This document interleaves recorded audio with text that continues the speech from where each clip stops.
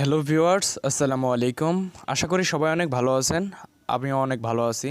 তো আজকে আপনাদের মাঝে আবারও আরেকটি ভিডিও নিয়ে হাজির হয়ে গেলাম। সেটা হচ্ছে এই ভিডিওটি অনেক গুরুত্বপূর্ণ, কেননা আমাদের সবারই কিন্তু বিকাশ থেকে আমরা লেনদেন করে থাকি। তো লেনদেন করার সময় হুটহাট কিন্তু আমাদের মাঝে মধ্যে ভুল নাম্বার বা রং নাম্বারে কিন্তু আমাদের টাকাটা চলে যায়।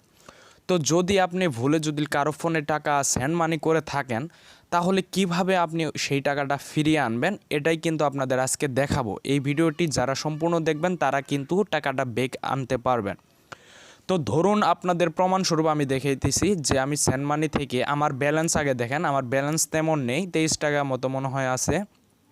এইখানে আপনাদের দেখাই 23 টাকা 85 পয়সা এখানে কিন্তু আমার ব্যালেন্সে আছে। তো এখন আমি অন্য একটা নাম্বারে সেন্ড মানি করে দিব, সেন্ড মানি করে আবার সেই টাকা কিন্তু আমার এইখানে নিয়ে আসব। তো এইখানে আমি এই নাম্বারটিতে আমি সেন্ড মানি দিচ্ছি, যেমন সাপোজ আমি 10 টাকা করে দিচ্ছি, ওকে। তো 10 টাকা করে দিয়ে আমি এটা ওকে করে দিচ্ছি। ওকে করে দেওয়ার পর আমি এখানে পাসওয়ার্ড দিয়ে দিচ্ছি। পাসওয়ার্ড দেওয়ার পর আমি এখানে ওকে বাটনে ক্লিক করে দিচ্ছি। ক্লিক করে এখানে দেখুন আমি টাকাটা সেন্ড মানি কিন্তু করে দিয়েছি অলরেডি, ওকে।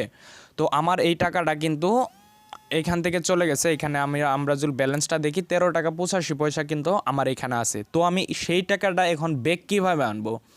তো এর জন্যে আমরা যেহেতু এইখান থেকে সেন্ড মানি করেছিলাম, তো এর জন্য আমি সেন্ড মানি অপশনে ক্লিক করে দেব। ক্লিক করে দেওয়ার পর এইখানে যে দেখতে পাচ্ছেন বাতিল অপশন, তো এইখানে জাস্ট একটা ক্লিক করে হ্যাঁতে ক্লিক করে দেবেন, তাহলে কিন্তু টাকাটা ব্যাক চলে আসবে। এখানেই দেখুন, আপনারাই প্রমাণ দেখুন, এখানে কিন্তু এমনি মানে দুই সেকেন্ডের মধ্যে কিন্তু আপনাদের এই টাকাটা, এই যে দেখুন আমাদের 10 টাকা কিন্তু ব্যাক চলে এসেছে। তো এইটা কিন্তু আপনারা করতে পারবেন।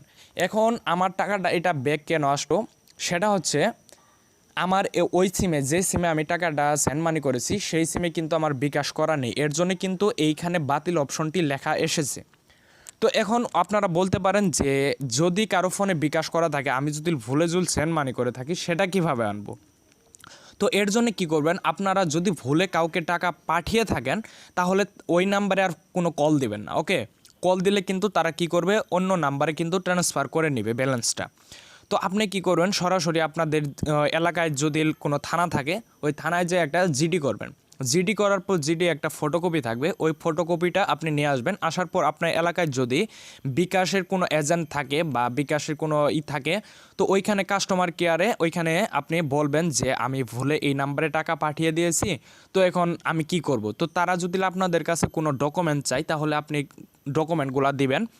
দেওয়ার পরে তারা কি করবে, তখন যে নাম্বারটিতে আপনি ভুলে টাকা পাঠিয়েছিলেন, তখন তারে ফোন করবে। ফোন করে বলা হবে যে আপনি অফিসে আসেন, আপনার নাম্বারে ভুলে টাকা চলে গেছে।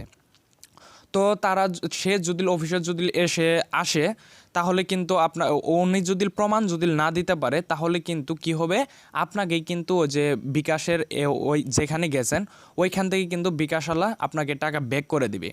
আর ওনার অ্যাকাউন্ট কিন্তু ব্লক করে দেওয়া হবে। যদি উনি প্রমাণটা না দিতে পারে, তাহলে কিন্তু ওনার অ্যাকাউন্টটা ব্লক করে দেবে, উনি টাকাটাও কিন্তু উঠাতে পারবেন না, কিন্তু আপনি কিন্তু টাকাটা পাবেন। আপনাকে কিন্তু কাস্টমার কেয়ার থেকে কিন্তু টাকাটা দেওয়া হবে। বুঝতে পারছেন? তো আপনাদের আজকে দুইটা মাধ্যমে দেখলাম। তবে আপনারা ভুলও ফোন দিবেন না, সেন্ড মানি ধরেন করে ফেলছেন, ভুলও ফোন দিবেন না।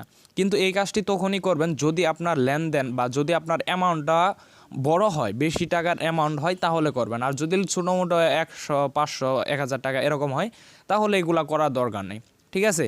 তো এখন আপনারা চাইলে করতেও পারেন, সেটা আপনার ইচ্ছা। তো আশা করি আপনারা বুঝতে পারছেন, দুইটা মাধ্যমেই আপনাদের দেখালাম। তো সবাই ভালো থাকুন, সুস্থ থাকুন, আল্লাহ হাফেজ।